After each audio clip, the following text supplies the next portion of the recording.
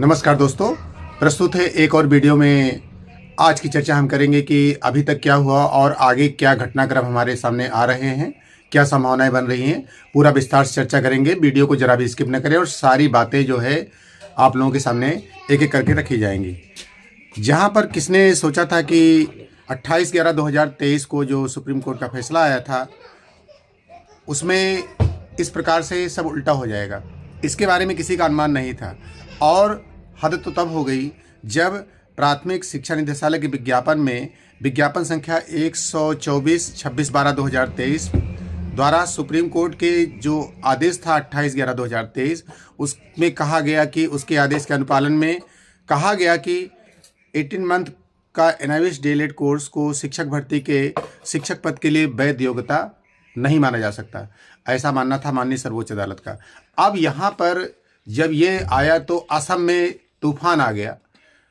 स्थिति ये बनी कि एक तरफ जो लोग सोच रहे थे कि केंद्र सरकार का ड्रीम प्रोजेक्ट है और माननीय मानव संसाधन विकास मंत्रालय की ओर से जो है बिल पास करके इसको लाया गया और NCT को सौंपा गया और वो NCT ने 18 मंथ में कैसे करा दिया। ये तमाम क्वेश्चन लगभग 10 लाख अभ्यर्थियों के मन में आज भी बने रहते हैं कि आखिर ये ऐसा हो क्या रहा है, देश में क्या चल रहा है। और एक मजे की बात तो ये कि अभी तक ना तो कोई विपक्षी पार्टी ने ना संसद में इस मुद्दे को उठाया गया, ना किसी जनप्रतिनिधि के द्वारा संसद में रखा गया, यानी संसद को इस मामले का संज्ञान है ही नहीं। दूसरी बात, दूसरा पक्ष ये हुआ कि जो हमारे अभ्यर्थी थे वो एकजुट नहीं रहे और कहीं भी गए होंगे तो पता चला कि बिहार के कुछ अभ्यर्थी चले गए, उत्तर प्रदेश के चले गए। जो भी हुआ वो स्थानीय हुआ, राज्य स्तरीय हुआ, पूरे भारत के स्तर पर ऐसी कोई बात नहीं हुई। हम इस बात को मानते हैं कि एक नेक कार्य था। अप्रशिक्षितों को प्रशिक्षित कराना प्यासे को पानी देने के बराबर है, एक पुनीत कार्य है। केंद्र सरकार के द्वारा ये काम जो किया गया इसमें कोई दो राय नहीं कि बहुत अच्छा काम था, लेकिन इसका जो परिणाम निकल करके आ रहा है, अब मान के चलिए कि अगर इसमें चुनावी माहौल है तो जो हमारे 14 लाख अभ्यर्थी हैं, एक परिवार में अगर हम 5 लोग की परिकल्पना करें तो आप जोड़ लीजिए कि कितनी बड़ी संख्या यहाँ पर है जो कि इस फैक्टर को प्रभावित कर रही है। इस पर सरकार का ध्यान जाए तो इसको किस प्रकार से ले जाया जाए, ये उलझन आज भी NIVS DLED अभ्यर्थियों के मन में है। अधिकांश शिक्षक अभ्यर्थी ये मानते हैं कि कुछ भी हो जाए हम इसमें फिर से इसको सुप्रीम कोर्ट में ले जाएंगे। ठीक है, ये तो एक उचित तरीका है।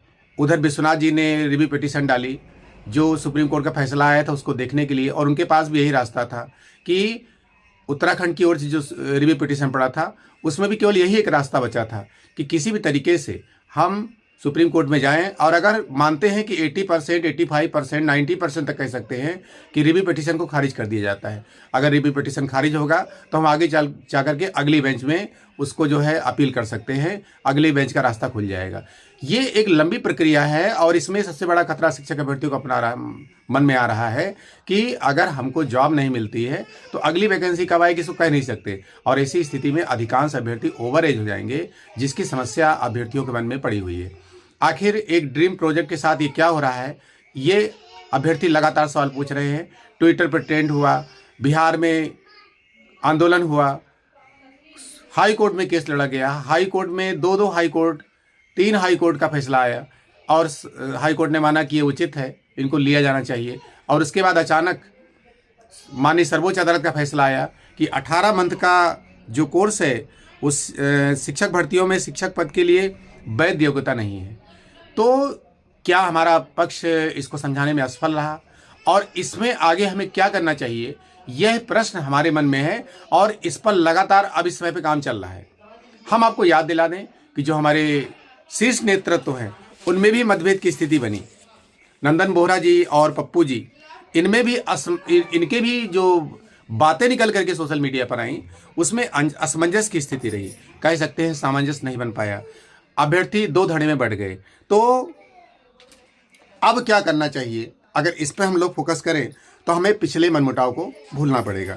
यहाँ पर आपको ये जानकारी होगी कि BPSC TRE 1 सप्लीमेंट्री और BPSC TRE 2 के अभ्यर्थियों के सामने अब समस्या है, वो पीछे नहीं मुड़ सकते। क्यों? नया कोर्स नहीं कर सकते।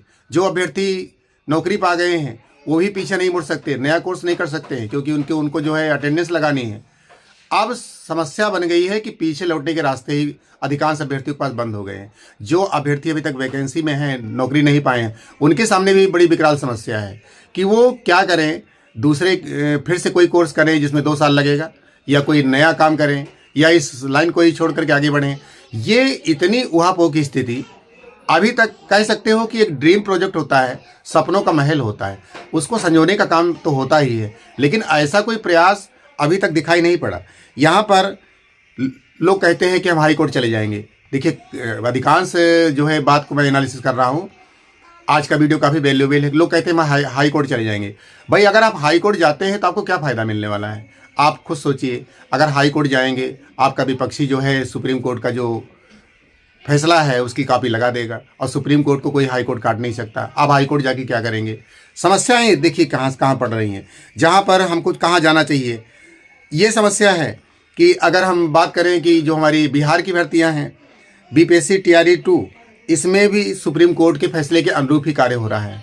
यहाँ पर भी जो सरकार है उसने पूरी तरह से मान लिया है और बाहर का रास्ता दिखाया है कि जो माननीय सर्वोच्च अदालत का फैसला है उसको हम मानते हुए यहाँ पर अब जो भी NCT करेगी, हम NCT के सामने अपना पक्ष रख रहे हैं। जो भी NCT निर्णय देगी उसको हम मान लेंगे। तो NCT कहाँ पीछे हटने वाली, उससे भी निर्णय देगी भाई माननीय सर्वोच्च अदालत का फैसला है। अब एक रास्ता बचता है। रास्ते तो कई हैं, 3 रास्ते हैं अभी इसमें कुछ काम करने के। पहला, अपने जो ऐसे जनप्रतिनिधि से मिलिए जो उसको संसद में ले जाएं। दूसरा, प्रधानमंत्री जी से मिलिए। माननीय प्रधानमंत्री जी के बारे में कहा जाता है कि साफ सुथरा काम रहता है, और ये बात उनके संज्ञान में अगर डाली जाए कि ये ऐसी सी समस्याएं आ रही हैं, उनको पूरा देश देखना है, तो निश्चित रूप से कोई ना कोई काम इसमें हो सकता है। और अभ्यर्थी गए भी हैं, उन्होंने, मैंने पिछले वीडियो में दिखाया था कि उन्होंने पत्र डाले हैं, प्रधानमंत्री को भेजा है। अब वो पत्र प्रधानमंत्री जी के सामने गया होगा, उस पर क्या विचार विमर्श हुआ होगा। तमाम अंदरूनी खबरें आती हैं कि ये हुआ वो हुआ, लेकिन कोई ऑथेंटिक न्यूज़ नहीं आई कि प्रधानमंत्री जी के कार्यालय द्वारा क्या निर्णय लिया गया, या वहाँ पर क्या सोचा जा रहा है, सेक्रेटरीट द्वारा क्या सोचा जा रहा है। तो ऐसी स्थिति में अब हमको एक और पॉइंट पर देखना है कि मान लीजिए हम अब जाएं तो कहाँ जाएं? नंदन बोहरा जी के तरफ जाएं, पप्पू जी की तरफ जाएं, या और कहीं कोई किसी तरीके से जाएं, तो क्या करें? तो यहाँ पर मैं आपको एक चीज़ बताना चाहता हूँ कि जो स्टैंड है वो क्या है, जो हमारे नेतृत्व है उनका स्टैंड क्या है। अब हम बात कर लेते हैं पप्पू जी की, उनका क्या स्टैंड है। उनके स्टैंड के बारे में अगर जाने तो उन्होंने 19,842 जो CWJC 19,842 बिहार का ऐतिहासिक फैसला आया था, वो उसका नेतृत्व कर रहे थे। उन्होंने NIOS DLED का भी नेतृत्व किया है, और बिहार में जो भी आंदोलन हुए, सफल आंदोलन कह सकते हैं, और सफल नेतृत्व उन्होंने किया है। ऐतिहासिक जीत उन्होंने पटना हाई कोर्ट से दर्ज कराई थी। अब यहाँ पर अगर इसको विश्वास में लेकर चलें कि हाँ ये सब ठीक है और वो नेतृत्व कर सकते हैं, तो ऐसी स्थिति में आपको इस बात का आभास हुआ होगा कि कोई ट्रस्ट करे न करे, कोई और राज्य ट्रस्ट करे न करे, बिहार के लोग तो ट्रस्ट करते ही हैं। बिहार के लोग ट्रस्ट कर रहे हैं, और ये खबर भी आ रही है कि और भी लोग जो असम से हैं, चूँकि उनके सामने भी समस्या आ गई है कि वहाँ की सरकार ने जो है सुप्रीम कोर्ट के फैसले को पूरी तरह मान लिया है, और ये पहले से ही जब वो नोटिफिकेशन आया तो थमा दिया उन्होंने एक पत्र कि भाई हम ऐसी स्थिति में NIOS DLED को नहीं ले सकते हैं, सुप्रीम कोर्ट का फैसला है। मैंने पढ़ करके सुनाया आपको, उसको आप देख रहे होंगे। तो ऐसी स्थिति में अब एक बात बनती है कि एक बार सुप्रीम कोर्ट से फैसला आ चुका है, पप्पू जी आखिर जाएंगे तो क्या करेंगे। ऐसी स्थिति में ये जानना जरूरी होता है कि उनका स्टैंड क्या है। तो उन्होंने जो अभी सोशल मीडिया में बयान किया है, जो उनके वीडियोस आए हैं, मैंने उनको देखा है, उन्होंने ये बताया कि बिहार के ही नहीं, बिहार के BPSC TRE 1 सप्लीमेंट्री और BPSC TRE 2 के ही कैंडिडेट नहीं, हम अन्य राज्यों के भी अभ्यर्थियों को जुटा रहे हैं, और अन्य राज्यों के अभ्यर्थियों को भी लेके चलेंगे, और जिससे हमारे पास एक ऐसी राशि आ सकती है जिससे हम माननीय सुप्रीम कोर्ट में एक अच्छा वकील रखेंगे जो हमारी बात को अच्छी तरह से स्टैंड करेगा। मैंने कल एक वीडियो डाला था, उसमें आपने देखा था कि सबूत तो बहुत हैं, लेकिन बताने वाला चाहिए। आपको सारी बातें सोशली बतानी जरूर नहीं है, आप उसको शिक्षक हैं और समझदार हैं, और आपको किसी प्रकार का गलतफहमी में रखना चैनल का उद्देश्य कभी नहीं रहा। आप जानते हैं कि यहाँ से हमेशा ऑथेंटिक न्यूज़ डाली गई, और जब भी कोई बात आई होगी पूरी तरह से ऑथेंटिक होगी। कोई भी कॉपी या कोई भी किसी चीज़ को ले करके किसी की कंटेंट को लेकर के मैंने कभी वीडियो नहीं बनाया। जब मुझे मैटर नहीं मिलता था तो मैं वीडियो नहीं बनाता था। तो मैंने जो वीडियो बनाए हैं वो पूरी तरह से ऑथेंटिक हैं, कोई गलतफहमी नहीं है और कोई किसी की आलोचना नहीं है। बात यहाँ पर मान्यता की है कि मान्यता हमें मान्य कराना है और जिस तरीके से होगा वो काम हम करेंगे, लेकिन वो पूरी तरह से संवैधानिक होगा, संविधान के दायरे में होगा, कानून प्रशासन के दायरे में होगा।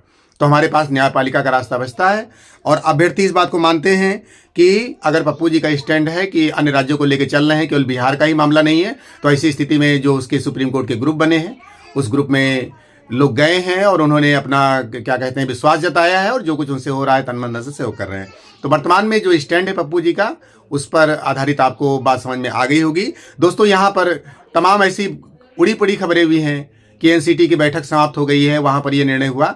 ऐसा कहीं कुछ नहीं है। कोई भी ऐसा वीडियो ना देखें जिसमें कि आपको कोई गलतफहमी हो और कोई गुमराह करने वाली बात आए। कोई ऐसा स्टैंड नहीं हुआ, कोई बैठक में कोई निर्णय नहीं हुआ है। जो बैठक होती है वो पत्रावली पर आधारित होती है। वो पत्रावली जो गई होगी अपने अभ्यर्थियों की, उस पर एनसीटी ने कुछ देखा होगा। वो तो उनका काम होता है कि वो देखते हैं पब्लिक डोमेन में जो क्या क्या डिमांड आ रही है, उनका काम है। और साथ ही साथ गजट कराने वाली बात पर एक मुद्दे पर मैं आना चाहता हूं। जो गजट है दोस्तों, इसकी चर्चा हो चुकी है आरटीआई में, जो लीगल तरीके से सामने आया था। मैंने उसका वीडियो बनाया, आप देख लीजिएगा। और इस वीडियो में पूरी चर्चा इसकी हो चुकी है कि गजट में किस प्रकार से शामिल किया जाएगा। अब इसकी कोई रणनीति नहीं बनी, लेकिन हाँ ये कि जानकारी अभ्यर्थियों को हो गई कि ये किसी प्रकार से प्रकाशित नहीं हो पाया। इस कारण कहीं पर ऐसा देखने को नहीं मिला कि ये डिप्लोमा कहाँ है। कई शिक्षक अधिकारी जो थे शुरुआत में जब टेट सीटेट की परीक्षा होती थी, उत्तर प्रदेश में भी देखा गया, तो वो अनभिज्ञ थे कि ये कौन सा डिप्लोमा है और इसमें अपने डॉक्यूमेंट को देखते थे तो उसमें ऐसा कुछ लिखा नहीं रहता था। तो इसीलिए उन्होंने उसको अमान्य किया। अभ्यर्थी कोर्ट गए और उत्तर प्रदेश में तो अभी तक कोई डिसीजन भी नहीं हो पाया इसके बारे में। तो तमाम प्रकार की खबरें हैं। पहली बात तो एथेंटिसिटी की तरफ आपको ध्यान देना है। दूसरी बात है कि एकजुटता का समय है। चाहे नंदन बोहरा जी हों, वो भी चैनल से जुड़े रहते हैं, पप्पू जी हों, वो भी चैनल से जुड़े रहते हैं। हम आग्रह करेंगे अभ्यर्थियों की ओर से कि आप जो है अगर कोई आपके मतभेद है उसको बिटा करके एकजुट होकर के काम करिए। तो आज के वीडियो में इतना ही। वीडियो काफ़ी लंबा हो गया है। वीडियो पसंद आए तो शेयर कीजिए और फुर्सत में देखिए जब आपके पास समय हो। तो मिलते हैं आपसे अगले वीडियो में। जय हिंद।